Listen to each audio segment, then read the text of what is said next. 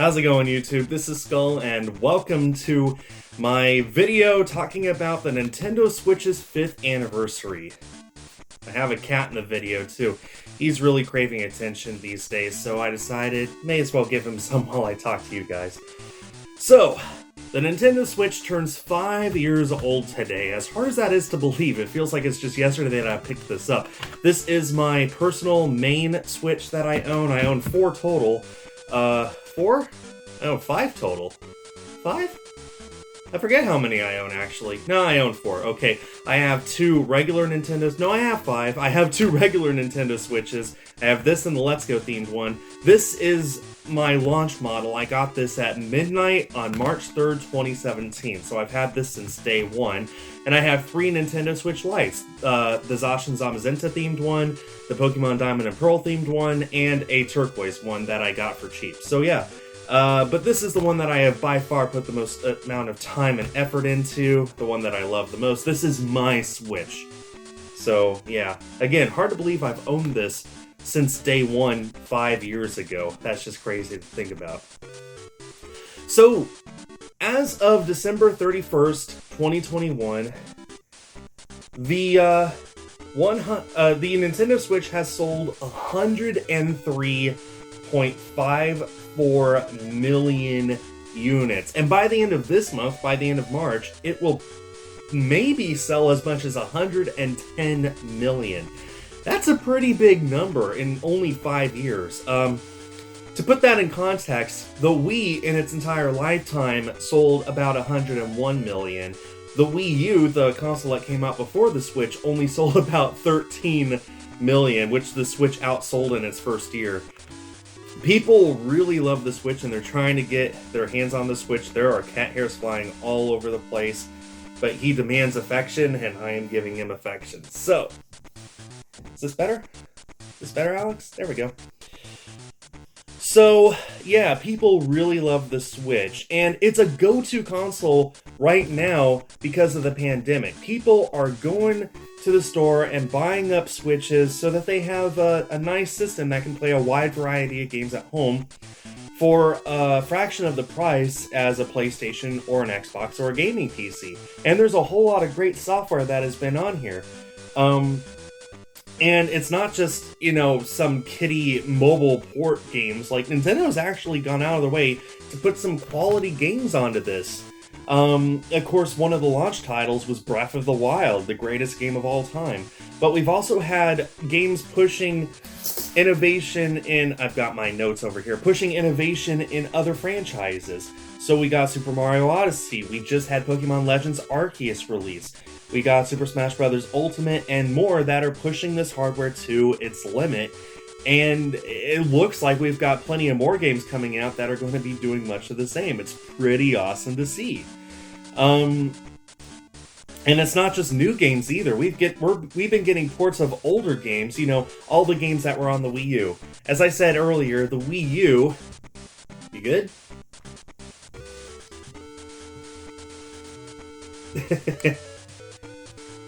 Okay, the Wii U only sold about 13 million units, so what Nintendo's done is realized, hey, if the Switch has sold almost 10 times that amount, why not just put those games on the Wii U onto the Switch? Make it an easy port, make a whole lot of extra money, which is exactly what they've done.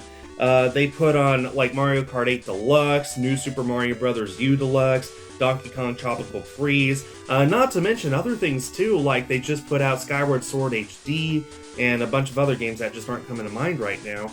And, it's, as a person who played those games already, it's a little bit annoying to see, especially in the middle of the Switch's life, in 2018, 2019, it was a little annoying to see all those older games getting brand new releases on the Switch, but it kind of looks like Nintendo is running out of old games to port to the Switch, so we should be getting mostly new stuff from here on out, I think.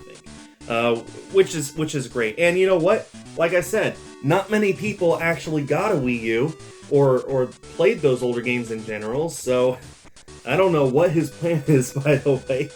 So I had to cut that out because he was walking all over the table and required my attention. Anyway, so we've also gotten some new games in popular franchises over the past 5 years.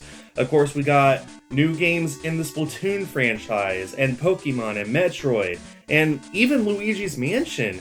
It's been pretty cool to see all these franchises, pretty much every franchise that Nintendo cares about, getting new, innovative games on the Switch. And we've also got a wide variety of games as well. Part of the reason of the Switch's success is that it appeals to non-gamers, people who wouldn't consider themselves hardcore gamers, you know? So we got games like Animal Crossing and Wii Fit Adventure and Clubhouse games and 1-2 Switch. The kind of games that, you know, you don't need to know anything about video games in order to fully enjoy them. And guess what? Those games sold incredibly well. Animal Crossing sold like hotcakes, and Ring Fit Adventure and 1-2 Switch are among the best sellers on the Switch in general. It's not because the Switch collectors buying them up, it's because they actually appeal to people who don't consider themselves gamers. It's the exact same demographic as the Wii. And it's something that Nintendo missed out on with the Wii U, and they've really found their footing again with the Switch, and I think that that's awesome. And part of the reason why the Switch is doing so much better than the Wii U, in my opinion, the biggest reason, third-party support. We only had 165 games on the Wii U, and I'd say maybe only half of those were developed by third parties, and most of those were within the Wii U's first year or two. The Switch has something close to 2,000 physical games. Forget digital games that are on the eShop. If you were to throw those in, it'd probably be closer to, I don't know, 10,000? How am I supposed to know? It really feels like it's endless. In fact, by my calculation, the Switch has gotten more third-party support than any Nintendo console since the Super Nintendo. Not even the Wii got the amount of third-party support we're talking about. We're talking about big companies making proper games for the Switch instead of just trying to cash in on making shovelware for it that they know will sell. We've got Square Enix making Octopath Traveler as a great example. We've got all kinds of companies just making really proper ports or sometimes dedicated games for the Switch that really take advantage of its hardware and provide a really fun gaming experience. Again, we haven't seen that kind of commitment to a Nintendo console since the Super Nintendo. I don't know how well you can see me now. Do you want down now? You want down? Here. Let me let you down. There you go. Yeah, he wanted down. Okay.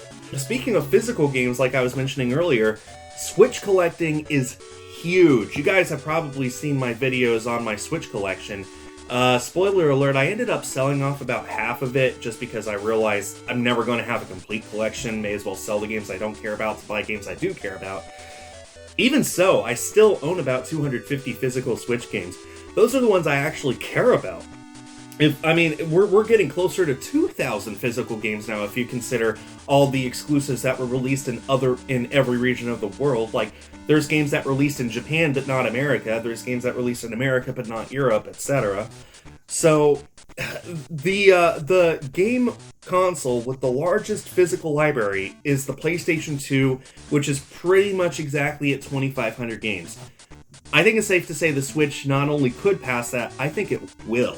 I think it's guaranteed to pass that. To have the single biggest game library of all time. That's just crazy for me to think about. When this thing was first launching, I remember people were like, the cartridges might not be $60, they might be $70 because they're more expensive to manufacture. Or, the whole appeal of the Switch is to take your game library with you wherever you go, so people will probably prefer to buy digital over physical, which is still true for a lot of people. But Switch collectors have just taken this thing and run off with it. We have helped to give this the kind of life that most game consoles can only dream of.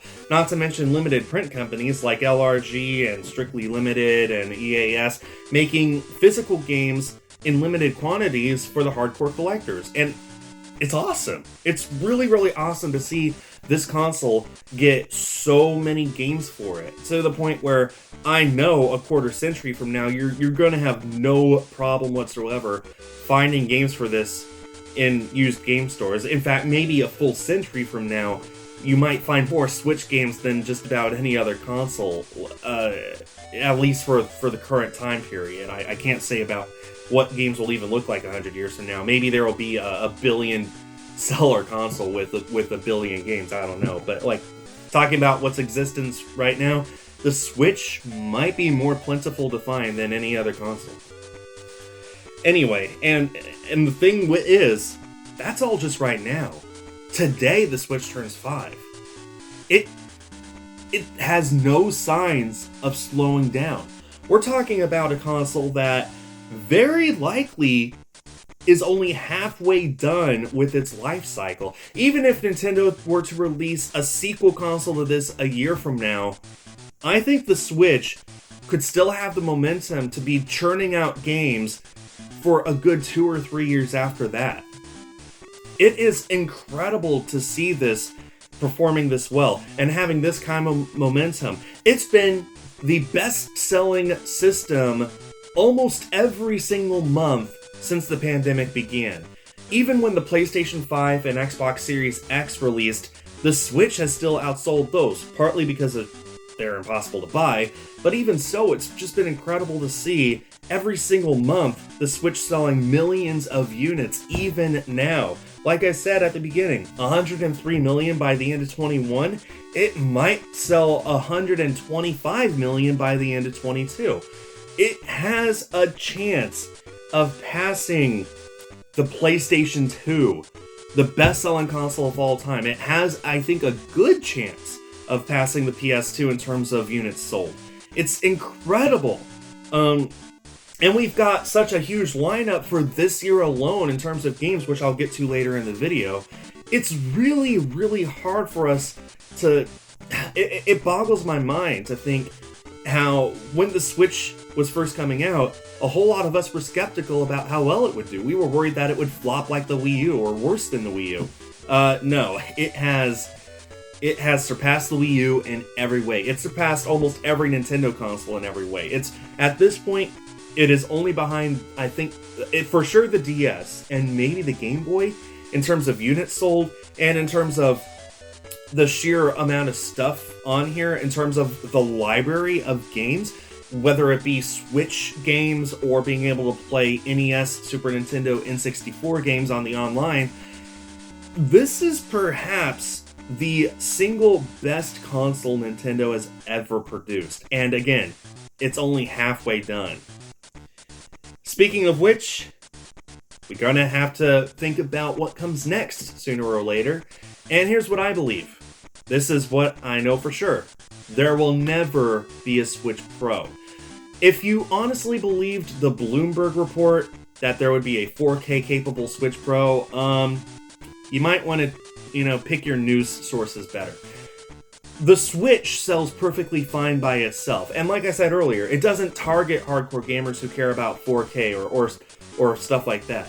It targets people who just want a fun gaming experience. People who are willing to spend a little less money to play on a 720p screen and 1080p on a TV.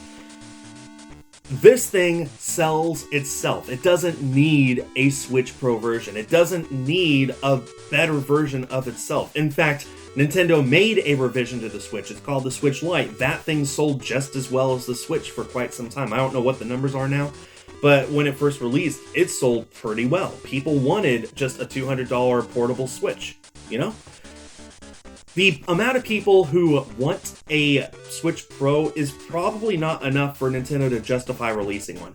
Especially now that we're 5 years into the Switch's life. Let me tell you something. The Switch released before the Wii U turned 5. Okay? So if Nintendo were to make a new Switch, it wouldn't be a new Switch. It would be the next game console. This is the Switch. Whatever Nintendo makes next will be the Switch 2, or it will not be a Switch Pro. It will not be a beefed up Switch. It'll be a brand new game console. The end. If you're still expecting a Switch Pro even now, I don't know what to say to you. You're better off hoping for Pokemon Stars, okay? So, I do believe that we're going to be seeing rumors on a Switch 2 or on the next console, whatever it is. I think we'll be seeing rumors and leaks about that within maybe the next year or two. But the Switch is selling millions of units every single month, even now, 5 years later. So Nintendo has no reason to rush. They want to get as much money from this as they can before they announce the next thing. I mean, leaks of the Switch were happening in 2016, 2017, or 2015 even, when Nintendo was like, don't worry, we're already working on our next console. Right when Splatoon came out, right when Mario Kart 8 came out. So anyone who wanted a Wii U, or who were thinking about getting a Wii U, were suddenly like, I don't need a Wii U, I'll just wait for whatever the next console is, for the Nintendo NX, Switch. So Nintendo doesn't want to repeat that. They want to sell as many of these as possible before they announce the next console. It'd be really silly for them to say, we're working on the next Switch, and suddenly the sales of this thing plummet, because that's a few million people who have been thinking about getting a Switch, and now are like, you know what, no, I'll just wait a few years for the next thing. Next console, in my opinion, probably not until 2024. Earliest. It's possible it won't even come out until 25. That would give this thing a full 7 years, full 8 years on the market, which is about what the PS4 had, and that was an incredible success. So yeah, no Switch Pro, and the successor will be several years from now. At least 2, probably 3.